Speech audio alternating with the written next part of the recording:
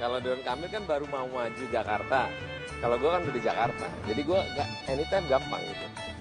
Kalau Ridwan Kamil doang mah gampang lah lawannya.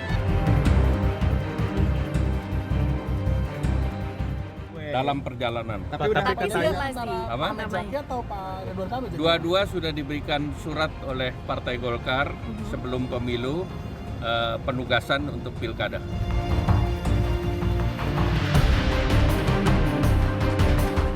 Oh itu masih lama, mungkin dalam 6 bulan.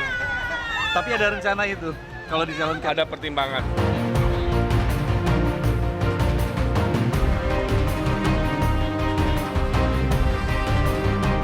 Terkait pilkada pada partai yang akan memutuskan. Jadi kami semua, termasuk saya, akan mendukung penuh apa yang menjadi keputusan partai.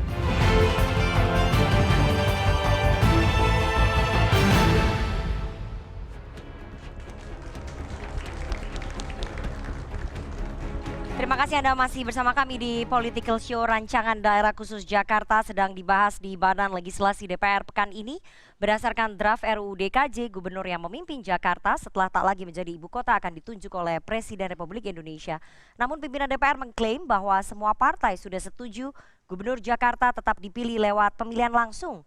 Siapapun yang maju, gubernur terpilih nanti akan berada di bawah koordinasi Dewan Kawasan Aglomerasi yang akan dipimpin oleh Wakil Presiden terpilih, Gibran Rakabuming Raka. Gubernur Jakarta tetap lewat pilkada, siapa bakal berlaga? Malam ini kita akan membahasnya dengan narasumber yang sudah hadir di studio. Satu persatu saya perkenalkan dari yang paling kanan ada Direktur Eksekutif Parameter Politik Indonesia, Mas Adi Praitno. Selamat malam Mas Adi. Selamat malam Rifana. Oke, ada juga Ketua Fraksi Nasdem DPRD DKI Jakarta, Wibi Andrino. Selamat malam Mas Wibi. Malam nak. Oke, ada politisi PKS yang akan maju juga di Pilgub DKI. Saya langsung aja ya ngomong gitu ya, Mardhani Alisera. Selamat malam Pak Mardhani. Malam lah, Oke. dan bikin isu. Ya nggak apa-apa dong, kan PKS suaranya paling tinggi di DPR di DKI. Amin, Jadi amin. pasti akan maju nih kayaknya. Ini juga yang mungkin akan maju. Tadi udah ada namanya di bursa Cagup. Ada Ketua DPD. Bikin isu juga ini. Udah ada tadi, udah ada di bursa. Itu kan pendapat Nana. Ya nggak apa-apa, itu suara-suara yang muncul itu. Ketua DPD Gerindra DKI Jakarta, Keren. Bang Ahmad Riza Patria. Selamat malam Bang Riza, sekaligus mantan Wagub DKI. Oke, waalaikumsalam. Ada Waketum Partai Golkar, Bang Erwin Aksa. Selamat malam Bang Erwin. Oke, mau maju gak di Pilgub Calon DKI? juga ini. Nggak ada di foto. Oh nggak ada di foto, nanti kita bahas. Karena semua yang hadir di sini kayaknya semuanya akan maju di kontestasi Pilkada DKI Jakarta. Saya senang banget nih malam ini, oke? Sebelum saya mulai dialog kita pada malam hari ini, saya akan putarkan dulu nih pernyataan penting dari Wakil Ketua DPR Sufmi Dasko Ahmad soal draft RUU DKJ, soal gubernur nih akan dipilih presiden atau kembali lewat pemilihan langsung. Kita dengarkan sama-sama. Kita sudah sepakat dengan pemerintah, bukan hanya Gerindra. Seluruh partai politik sudah sepakat dengan pemerintah sebelum reses bahwa untuk pemimpin daerah khusus Jakarta itu dipilih melalui pilkada. Oke, saya mau ke Bang Riza dulu ya, Bang Riza, karena tadi yang menyebut adalah Ketua Harian Partai Gerindra sekaligus Wakil Ketua DPR Sufmi Dasko Ahmad. Jadi di dalam draft RUU DKJ yang kami terima itu masih tertulis bahwa Gubernur DKI dipilih oleh Presiden berdasarkan masukan dari DPRD DKI, bukan melalui pilkada langsung. Ya itu kan. Jadi sebenarnya sikapnya Gerindra ini gimana nih? Ya oke. Yang pertama saya mengucapkan dulu nih selamat Hari Nyepi bagi masyarakat Hindu yang merayakan hari ini dan juga umat Muslim yang menunaikan ibadah Ramadan. Ya. Kemudian yang ketiga saya juga perlu sampaikan sekali lagi terima kasih pada seluruh masyarakat Indonesia atas dukungannya, bantuan dan doanya Bapak Prabowo Gibran menang sebagai Presiden Republik Indonesia. Ada yang keempat. Ya tadi udah saya paparin nih di Yang keempat yang gak kalah penting, saya juga terima kasih atas nama Ketua DPD Partai Gerindra DKI Jakarta, atas nama Sekretaris ya TKD, Tim Kampanye Daerah Prabowo Gibran DKI Jakarta, atas dukungan bantuan doa masyarakat Jakarta. Bapak Prabowo Gibran menang di DKI. Ya, Jakarta. oke Bang. Perjuangan yang luar biasa. Jawab dulu pertanyaan saya nih. Oke, Durasi sekarang udah baru jawab. Oke, ya. Memang draft yang disampaikan oleh Bacalek ya DPR RI itu masih ditunjuk oleh Presiden. Ya. Namun demikian Pak Dasko, Prof Dasko yang juga Wakil Ketua DPR RI juga Ketua Harian DPG sudah menegaskan dengan sangat gamblang, lugas, jelas, tegas bahwa Partai Gerindra ya mendukung pemilihan gubernur, wakil gubernur secara langsung atau pilkada seperti sebelumnya. Bahkan juga menyampaikan praksi-praksi ya kan sebelum reses menyepakati bersama pemerintah juga bahwa pemilihan gubernur dan wakil gubernur secara langsung. Jadi tidak ditunjuk. Jadi sudah sangat clear. Tinggal nanti tentu mekanismenya harus dilalui ya. Apakah nanti diputuskan melalui Balek, apakah pansus, apakah nanti melalui Komisi 2, nanti kita serahkan pada teman-teman di DPR RI. Oke, jadi artinya menurut klaimnya Bang Riza, 9 fraksi sudah setuju ya bahwa gubernur akan dipilih melalui pilkada, pemilihan langsung. Ya, itu yang disampaikan tapi oleh kenapa? wakil ketua DPR RI, pejabat tinggi negara yang berkompeten. Ya. Kalau saya kan warga, masyarakat, pimpinan partai yang mendengar langsung, menyaksikan langsung. Baik. Tapi kenapa fraksi Gerindra berubah sikap? Karena berdasarkan pernyataan resmi di situs DPR yang kami baca, ada 2 fraksi yang setuju bahwa gubernur dipilih oleh presiden. Itu fraksi Gerindra dan P3. 7 fraksi lainnya itu menolak. Kenapa kemudian Gerindra berubah sikap? Apakah karena Pak Jokowi menolak? Pak Jokowi pengen gubernur tetap dipilih oleh rakyat, makanya kemudian Gerindra ikut. Apa yang membuat Gerindra berubah? Gerindra tidak berubah. Pada prinsipnya kami menghormati apa yang menjadi keputusan pemerintah bersama DPR. Dan Partai Gerindra itu partai yang tertib, ya, yang patuh pada konstitusi. Dulu ingat dulu waktu zaman PSB juga kan sempat digadang-gadang ya, pemilihan. Tapi kan PSB keluarin melalui Perpu. DPRD dulu sempat ya digadang-gadang. Sikap Gerindra sama. Kita akan mengikuti apa yang menjadi kesepakatan pemerintah bersama DPR. Nah hari ini juga sama. Partai Gerindra juga sepakat bersama pemerintah dan partai-partai atau praksi-praksi DPR RI. Kita akan mengikuti pemilihan gubernur dan wakil gubernur secara langsung. Oke, saya mau ke Golkar ya. Kalau tadi Gerindra udah firm bahwa mereka akan setuju dengan pemerintah bahwa gubernur akan dipilih melalui pilkada langsung. Tapi yang menarik bahwa Golkar sejak awal itu nggak setuju kalau gubernur dipilih oleh presiden. Kenapa? Kan presidennya nanti Pak Prabowo, kan gubernurnya tinggal dipilih Pak Prabowo, Bang Erwin. Ya, Golkar kan ingin menjaga demokrasi. Ya, demokrasi itu dengan pemilihan langsung. Dari awal Golkar tegas soal pemilihan langsung. Suara rakyat itu penting buat pemilu termasuk pilkada ya. Jadi dari awal Golkar ingin pilkada DKI ini itu dipilih langsung oleh rakyatnya. Jadi Golkar ingin menjaga demokrasi Indonesia termasuk di DKI ini. Oke, jadi Golkar alasannya cuma ingin menjaga demokrasi.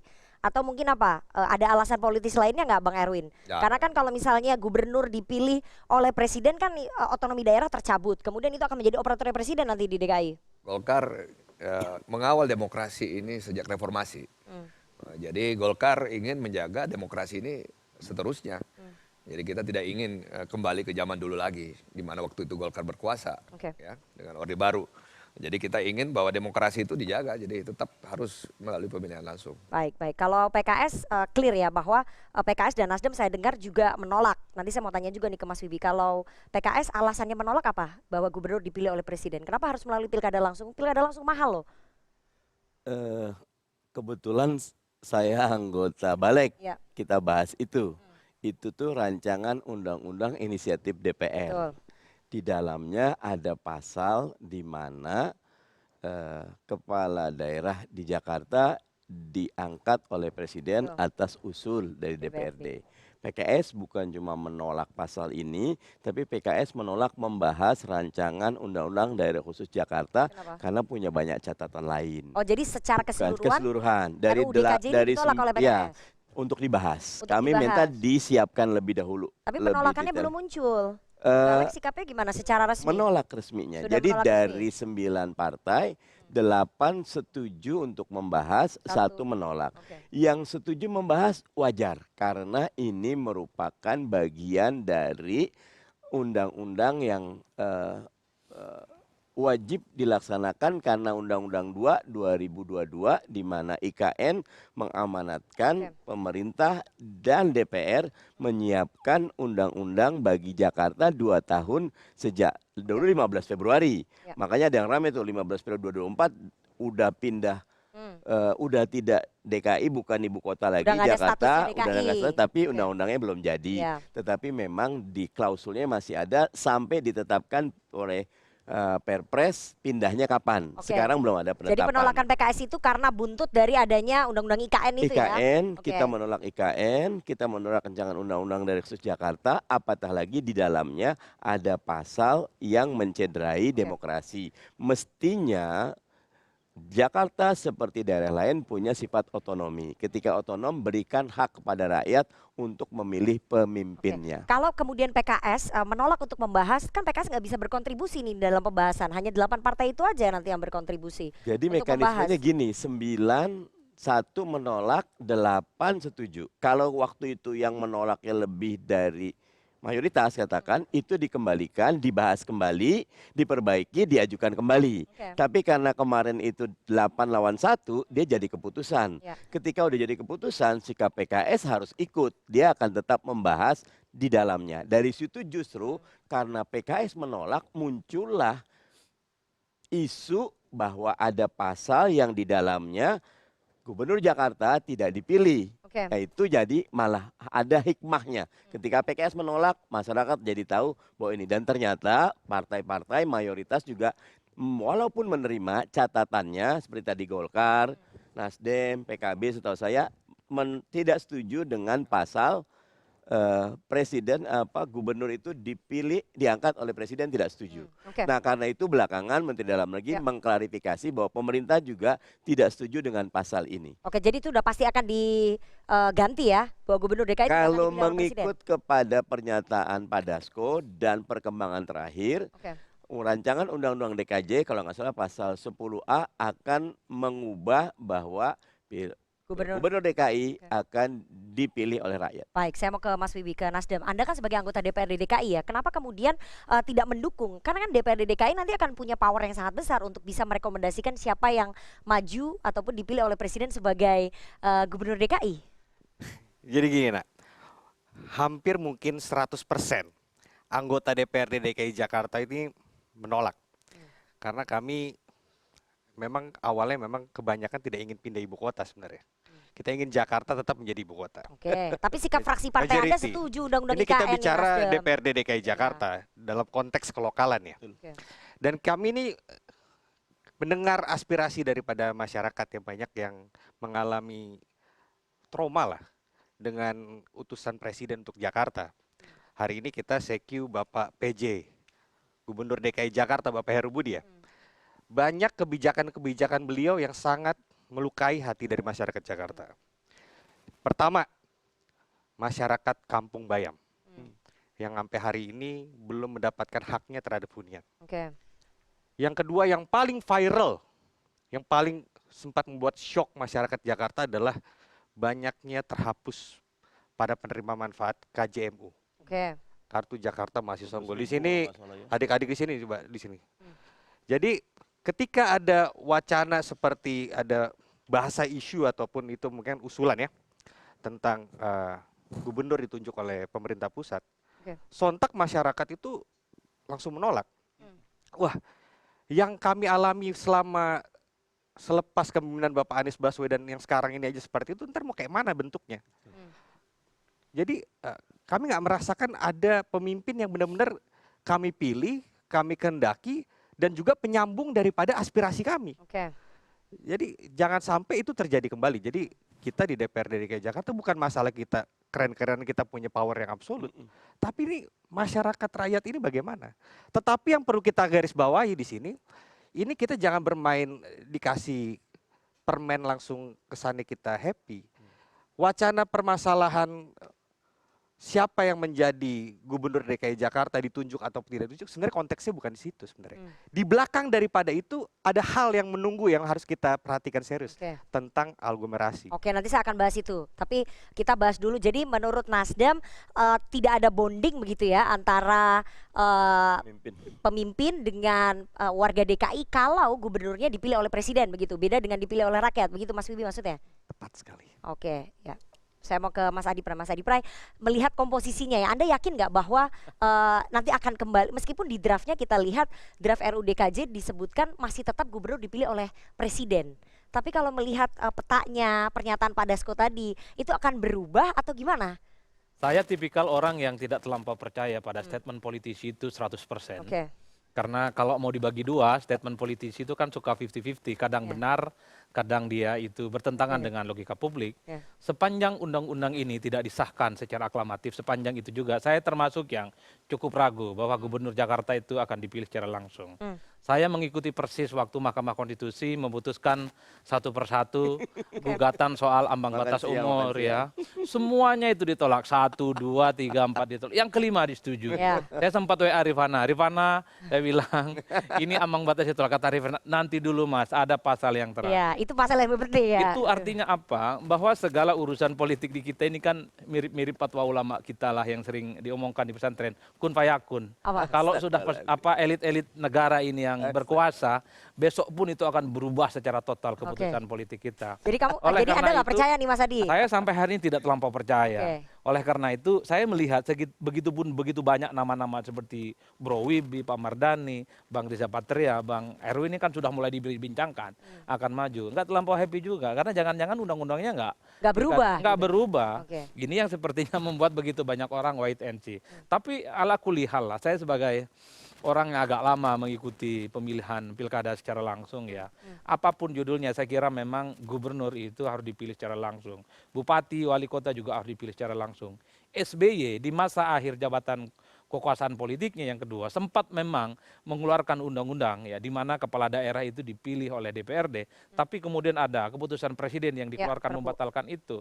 Saya tidak mau bahwa kekuasaan politik kita yang sudah berjalan cukup matang, konsolidatif, di mana rakyat bisa berinteraksi secara langsung dengan pemimpinnya, ini kembali ke zaman jahiliyah gitu ya.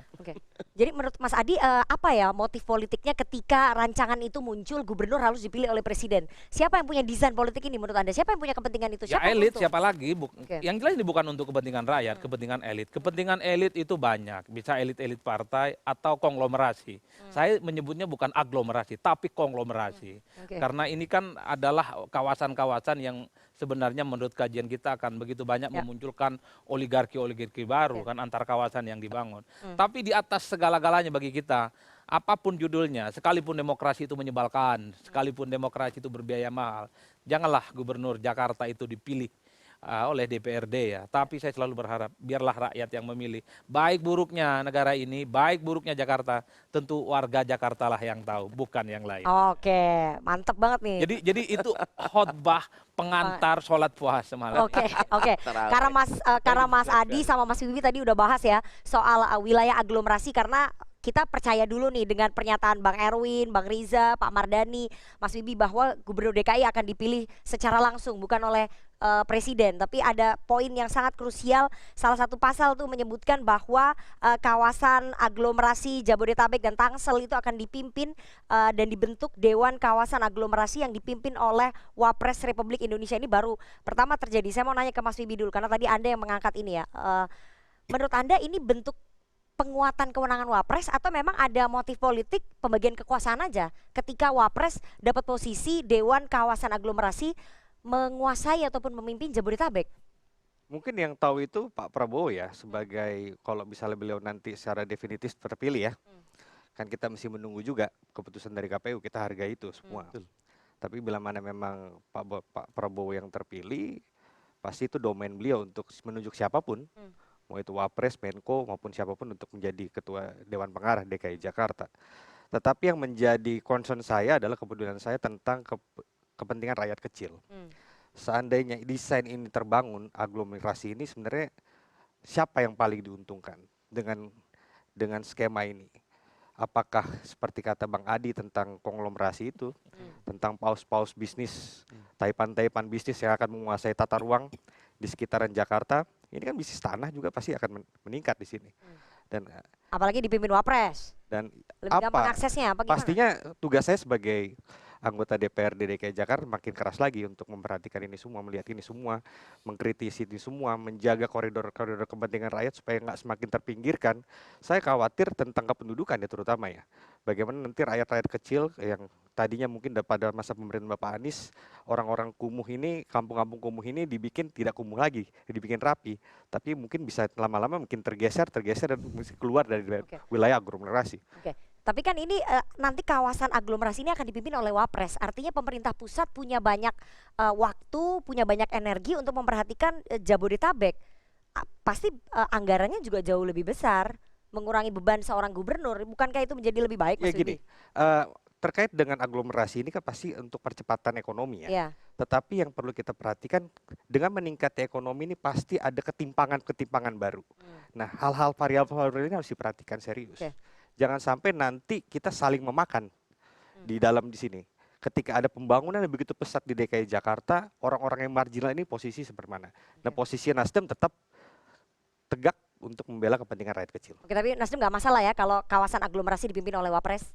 Siapapun itu domain dari presiden, itu hak konstitusi dari presiden. Enggak, tapi nanti dalam pembahasan apakah Nasdem akan meminta di draft RUU DKJ itu untuk ditinjau kembali? Karena kan ini masih pembahasan. Kami tidak penting siapa yang memimpin ini, tapi konten daripada kepemimpinan isinya ini apa dalam aglomerasi ini.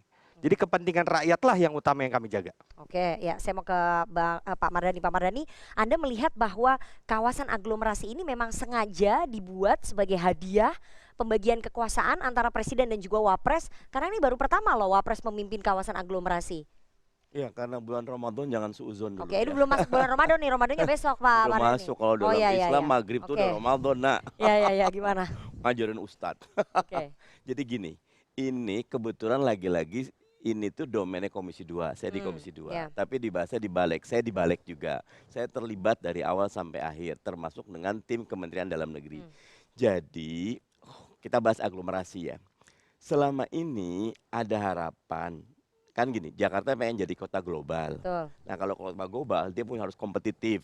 Dia harus punya fasilitas yang mencukupi, dia harus punya daya dukung yang mencukupi. Selama ini Jakarta mau berkembang sangat tergantung kepada kota-kota satelit. Misal masalah banjir, nggak bisa Jakarta selesai. Kecuali Depok diurusin, sampai Bogor dan Cianjur diberesin. Karena itu emang jalurnya. Selama ini kita punya Transjakarta, ini teknokratis dulu ya, belum politis. Punya Transjakarta, kalau ke timur mentok di Cakung, nggak bisa ke Bekasi karena itu bukan domainnya Pemda. Teknisnya baik, teknisnya baik, biar seluruh layanan itu tidak cuma terpusat di Jakarta, tetapi bisa ke tempat lain. Itu yang terjadi di Tokyo. The Greater Tokyo itu bahkan lebih besar, 30 juta lebih gitu. Itu kereta tuh bisa kemana aja sehingga seamless, orang kemana-mana bisa. Niatnya baik, niatnya baik. Tetapi di setiap niat baik, kalau ikut Adi Pray gitu loh ya, power tend to corrupt. Kita harus hati-hati di sisi politisnya. Yang pertama saya tidak mau suuzon. Tidak mau suuzon gini, ini karena desain ini di zaman kepemimpinan Pak Jokowi. Betul. Tetapi biasa kok bahwa ada wakil presiden dapat tugas khusus. Contohnya Pak Ma'ruf Amin tugas khususnya Otsus Papua itu dijaga oleh Kiai Ma'ruf Amin. Ekonomi syariah dijaga oleh Kiai Ma'ruf Amin. Tapi itu diberikan oleh presiden. Yang aneh di sini sebelum presiden dilantik, karena ini dibuat bukan zamannya Pak Prabowo ya, itu udah dipotong bahwa nanti Pak Prabowo harus ngikut undang-undang. Walau karena tugas presiden melaksanakan undang-undang. Kalau undang-undangnya dibilang aglomerasi ini dipimpin wakil presiden, Pak Prabowo nggak bisa bilang nggak boleh kecuali diajukan untuk merevisi undang-undang ini. Artinya ada sesuatu yang tidak etis. Mestinya kawasan aglomerasi itu diserahkan kepada presiden untuk menunjuk siapa. Walaupun saya bincang dengan tim Kementerian Dalam, kenapa harus wakil presiden? Pak Mardhani, kalau kita serahkan ke menteri, ini tuh problemnya kompleks. Bukan cuma Kementerian PUPR, ada Kementerian Keuangan di sini, ada Kementerian Pertanahan di sini, ada Kementerian Bappenas di sini, ada bagaimana desainnya. Kalau Wapres, maka seluruh sekat-sekat kementerian itu bisa selesai. Sehingga betul-betul niat baiknya ada. Tetapi bahwa itu dipimpin oleh Wapres, wajar juga. Tapi dari situ ada kepentingan karena Lee Ka-shing, salah satu orang terkaya di Hong Kong itu, kenapa bisa terkaya? Karena dia punya jejaring MRT yang MRT nomor 2, nomor 1 dia TOD Transit of Development. Pokoknya apartemen-apartemen yang ada di sekitar LRT, wah itu udah duit yang paling banyak. Jadi ada mau bilang bahwa ada kepentingan bisnis di balik. Bisa jadi di balik itu ada kepentingan bisnis masa depan yang cuannya besar sekali. Karena itu wajib untuk kita awasi bersama. Tetapi saya tetap husnuzon karena ini dibuat oleh teman-teman Kemendagri, saya ikut terlibat, teman-teman Kemendagri bilang ini memang dalam rangka. Pak Mardhani, mungkin saya ingat. di samping LRT Bekasi itu udah banyak sekali itu sekarang apartemen-apartemen yang Dan rata-rata namanya milik sesuatu tuh. betul. Mulai yang Jadi ini terjangkau mengacu hingga yang kepentingan tidak bisnis ya? terjangkau. Ada peluang, Jadi desain tapi ini memang sengaja dibuat karena untuk mengakomodasi kepentingan bisnis tadi.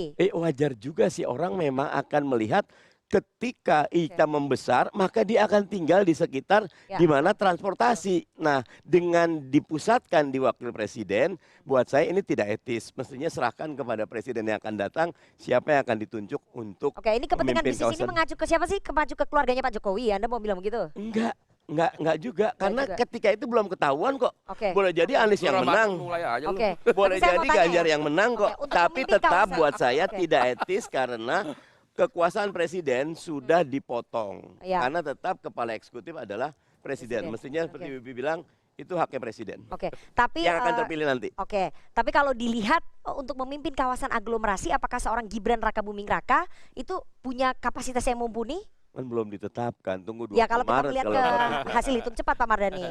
Kalau saya tetap melihat niatnya adalah ketika dia wakil presiden, maka dia bisa membuat sekat-sekat yang membuat Jakarta tidak bisa bertumbuh berkembang menjadi satu kawasan yang Ini besar sangat loh. layak untuk menjadi kota global. Oke. Karena gini, di ranking City of the Ya. Globe di seluruh Indonesia cuma Jakarta yang bisa compete dengan Kuala Lumpur, dengan Bangkok, dengan Manila. Dan karena itu memang ketika tidak lagi jadi ibu Ya. kota, memang Baik. kompetitif advantage-nya harus diperkuat. Oke, baik, saya mau ke Bang Riza. Bang Riza, ada tudingan bahwa ada motif kepentingan bisnis sehingga ada desain di dalam RUU DKJ ini yang mengakomodasi kepentingan bisnis tadi dan pembagian kekuasaan antara presiden dan wapres saat ini mengacu ke hitung cepat. Presidennya adalah capres Anda dan cawapresnya Nah, dan ada itu wapresnya adalah Nak, cawapres Anda. presidennya disuruh ke IKN, Oke. cawapresnya disuruh ke Jabodetabek. Ya, Ada isu ya, itu gitu, gimana? Nak. Itu tuh gimana tuh? Itu silakan, semua boleh berpendapat, kita demokrasi ya. Tapi karena di Ramadan kita mulai dari yang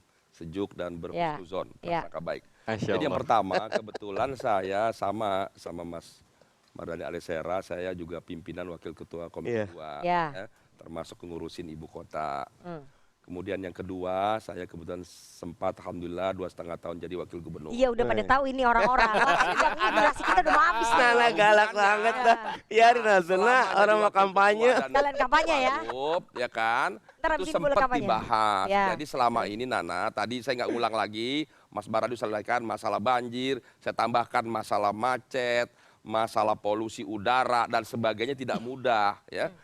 Terkait sama Jabodetabek nih saya sebut, makanya disebutlah kawasan aglomerasi itu. Jadi ingin agar transportasinya terintegrasi, masalah banjir transportasi terintegrasi, beberapa kebijakan telah dibuat seperti LRT, MRT. Ya itu tadi kepentingan bisnis tadi gimana? Kemudian juga masalah polusi juga akan diatur. Kemudian ketiga tadi masalah banjir sudah dibuat, itu Menteri PUPR buat waduk di Cimahi dan di Ciawi. Jadi harus integrasi, kemudian dan sebagainya banyak sekali ya.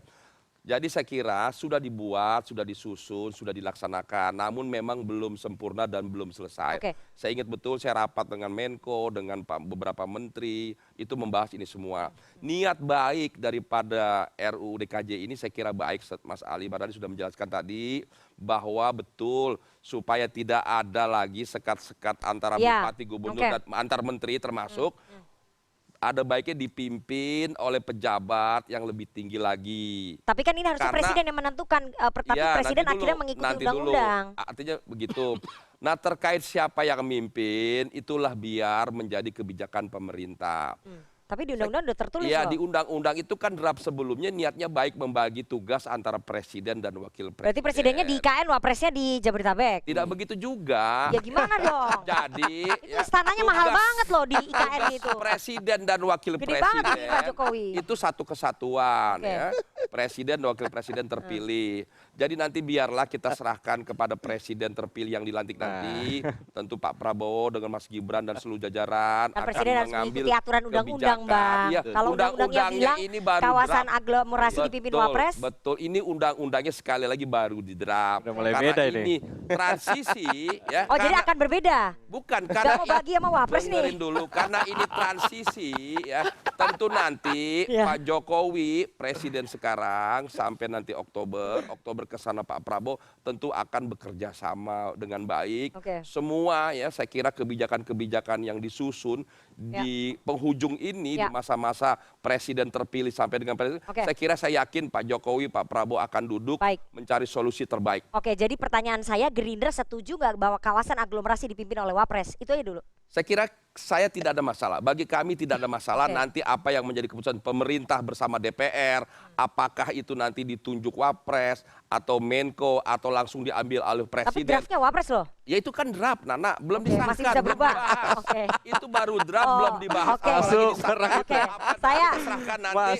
Tentu Pak Jokowi bersama Pak Prabowo akan duduk membahas banyak. Oh, Pak Jokowi tetap dilibatkan? Loh, ini kan sekarang masih masa Pak Jokowi sampai dengan nanti Oktober. Jadi semua kebijakan sekarang sampai Oktober saya yakin Pak Jokowi luar biasa baik. Soal makan nasi makan siang gratis sudah dibahas di APBN. Bahkan dibahas. Padahal belum ditentukan ya pemenangnya ya oleh KPU ya. Ya sudah, insya Allah sudah menang. Tinggal ditetapkan. Oke, saya harus ke Golkar nih. Kalau saya melihat Gerindra masih ada kegamangan. Gak ada gamang. Antara kawasan aglomerasi bisa dipimpin oleh Wapres atau Presiden. Nanti pembahasan di DPR. Apa yang menjadi keputusan undang-undang. Ya, kan undang-undangnya belum dibuat tadi. Makanya karena belum dibuat kita nggak gamang. Kalau Golkar gimana? Kalau misalnya kawasan aglomerasi dipimpin oleh Wapres. Malam kami rapat pleno. Jadi Ketua Umum sudah menginstruksikan kepada Ketua Komisi 2 ini informasi dari baru Golkar kan untuk mempercepat undang-undang ini. RUU DKJ. Ya, undang-undang ini kan pembahasannya telat. Jadi harus diselesaikan. Jadi bagi Golkar pembahasan ini masih ada di balik. Jadi Komisi 2 membahasnya juga. Ya, jadi pasti ada pembicaraan dan hal-hal yang harus dimusyawarahkan di situ. Kalau saya, sepengetahuan saya, Wapres itu nggak ada SK-nya, nggak ada itu SK Wapres. Nggak ada Kepres, nggak ada Kep Wapres. Jadi gimana tuh? Ya kita kan tahu, ya paman saya dulu pernah Wapres. Ya, jadi Wapres nggak punya kewenangan gitu. Nggak pernah ada namanya Kep Wapres. Tapi kan nanti Presiden bikin Perpres. Yang ada namanya notulen rapat Wapres. Jadi Wapresnya nggak punya kewenangan. Nggak ada wewenang itu. Makanya ini dikasih wewenang kawasan aglomerasi. Ya kecuali kalau di situ tulis bisa mengeluarkan Kep Wapres. Jadi kalau selama nggak ada Kep Wapres ya namanya rapat koordinasi. Nah, ya, jadi karena Wapres itu namanya sama dengan Menko, Menko Plus. Ya, jadi Menko Plus. Jadi wewenangnya hanya bisa membuat notulen rapat. Jadi itu aja. Nggak ada Kep Wapres. Yang ada namanya notulen rapat. Ya, jadi Golkar gimana kalau misalnya nanti kawasan aglomerasi dipimpin Wapres? Bagi Golkar ya bahwasannya perlu koordinasi pusat dan daerah. Itu penting. Karena APBN perlu ada di daerah sini juga, di kawasan sini. Masalah bagaimana yang pimpin itu tadi, siapa yang bisa mengeluarkan keputusan. Kalau Wapres nggak bisa memberikan keputusan Wapres, percuma juga. Jadi harus jelas tugas daripada yang menjadi koordinatornya itu. Jadi kalau menurut Golkar mendingan Menko koordinator aja ya? Ya, Menteri koordinator aja yang mimpin ya? Bisa saja badan, bisa saja apa. Yang penting harus ada bisa mengeluarkan keputusan. Percuma kalau Wapres itu kemudian tidak ada keputusannya. Kayaknya nih. Kan tidak ada namanya kayak Wapres. Jadi mendingan dibentuk badan dipimpin oleh Wapres atau dipimpin oleh Menko. Bagaimana caranya Wapres kayak Wapres ke Menteri Keuangan yang mau keluarin duit, bagaimana? Nggak bisa juga. Jadi lebih baik badannya itu dibentuk kemudian dipimpin oleh Menko. Ada kepala badan namanya. Oh, kepala badan, sama kayak kepala badan otorita. Sama kan. Jadi Golkar nggak setuju dengan kalau itu dipimpin oleh Wapres. Karena nggak ada namanya kayak Wapres.